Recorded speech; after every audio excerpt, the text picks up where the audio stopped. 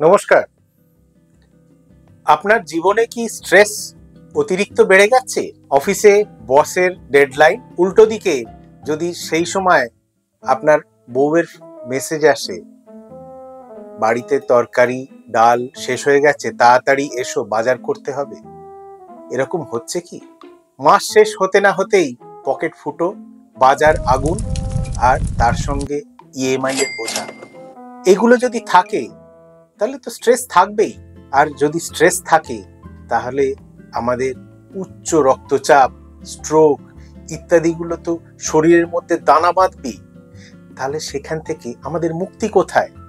আমরা কিভাবে সুস্থ থাকতে পারি? আসুন আজকে আপনাদের কয়েকটা টিপস দিই যে কিভাবে আমরা এই সমস্ত কিছুর মধ্যেও নিজেদেরকে একটু স্ট্রেস ফ্রি রাখতে পারি। প্রথম tips, deep breathing exercise and meditation. বুক ভরে দম নিন। দিনে অন্তত 5 মিনিট রেগুলার বুক ভর্তি শ্বাস নেবেন এবং কিছুটা সময় মেডিটেশনের জন্য রাখবেন। অফিসের বস বকছে, এদিকে স্ত্রী মুখ ঝামটা দিচ্ছে, যাই হোক না কেন এই দুটো কিন্তু ভুলবেন না। যখনই মনে হবে যে আপনার স্ট্রেস বাড়ছে, কয়েকটা ডিপ ব্রিদিং করবেন। ডিপ ব্রিদিং করলে দেখবেন নিজের স্ট্রেস লেভেল কমছে। এতে আপনার রক্তচাপ কমে, আপনি অনেক সুস্থ বোধ করবেন। হার্টবিট এবং মুড এই দুটোই কিন্তু নিয়ন্ত্রণে থাকবে। আর যতই আপনার মুডটা ভালো হোক, তখন কিন্তু আপনার বস এবং আপনার স্ত্রী দুজনেই খুশি হবেন। আসুন সেকেন্ড অ্যাডভাইসে যাই। সেকেন্ড অ্যাডভাইস নতুন কিছু নয়, হাসতে হবে। আচ্ছা, এই স্ট্রেসের মধ্যে হাসবো কি করে? আজকালকার দিনে হাসির উপাদান কি কম আছে? আপনি তো অনেকক্ষণই মোবাইল দেখেন, মেসেজ পড়ছেন, অন্যান্য কিছু দেখছেন। তার থেকে বরঞ্চ কিছু হাসির উপাদানের কিছু যাবতীয় কিছু দেখুন। অন্তত 10 মিনিট হাসবেন। বন্ধুদের সঙ্গে কথাবার্তা কার সঙ্গে লাস্ট বলেছেন মনে আছে? পাড়ার বন্ধু, স্কুলের বন্ধু, কলেজের বন্ধু, যাকেই হোক অন্তত 10 মিনিট কথা বলুন।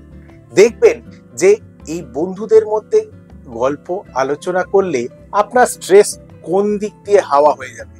3 নম্বর স্ট্রেস, এটা কিন্তু একটু সিরিয়াস।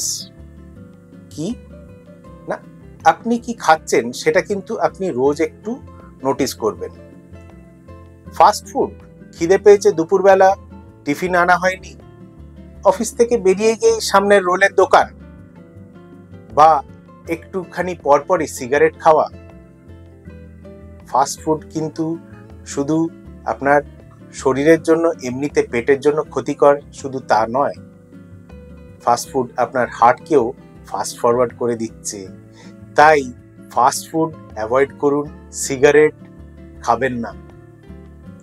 স্ট্রেস এগুলো থেকেও হয়, কমে যাবে। আর বাড়িতে ম্যাডামকে বলবেন একটু তেল মশলা কম। তেল মশলা কমে আপনার পেটটাও ভালো থাকবে, পকেটটাও কিন্তু একটু হালকা ফিল করবে। চতুর্থ টিপস, খাওয়া দাওয়ার পরেই আর একটা জিনিস, রেগুলার এক্সারসাইজ। অন্তত 30 মিনিট রোজ একটু হাঁটুন। সময় নেই, সকাল থেকে রাত্রির অবধি দৌড়চ্ছি, বাড়ি ফিরেই আপনার অফিসের কাজ নিয়ে বসে পড়ছি, বা ছেলেকে পড়াতে হচ্ছে। মনে রাখবেন, একটুখানি এক্সারসাইজ না করলে আপনার শরীরের ওপর যে স্ট্রেসের এফেক্ট গুলো হচ্ছে সেগুলো কিন্তু কমবে না। রোজ যদি আমরা আধ ঘন্টা হাঁটি বা যে কোনো এক্সারসাইজ করি, বাড়িতে যদি আপনি আধ ঘন্টা পারছেন না, 15 মিনিট এক্সারসাইজ, সেটাও অনেক। যত এক্সারসাইজ করতে পারবেন, এই রেগুলার এক্সারসাইজ, একদিন দুদিন না, রেগুলার করলে কিন্তু আপনার মাথার মধ্যে কিছু হ্যাপি হরমোন সেক্রিটেড হয়, যেগুলোকে আমরা এন্ডরফিনস বলে থাকি। এবং এগুলো, এই হ্যাপি হরমোনস গুলো কিন্তু আপনার স্ট্রেসকে অনেকটা কমিয়ে দেবে, সঙ্গে সঙ্গে আপনার হার্টকেও চাঙ্গা রাখবে। কি ভালো না? আসুন লাস্ট পয়েন্টে আসি, ঘুম অত্যন্ত জরুরি। ঘন্টা ঘুমের দরকার আমাদের? অন্তত 6-7 ঘন্টা। তার কম হলে কিন্তু আমার হার্টের উপরেও স্ট্রেস বাড়ছে, মাথার উপরেও স্ট্রেস বাড়ছে।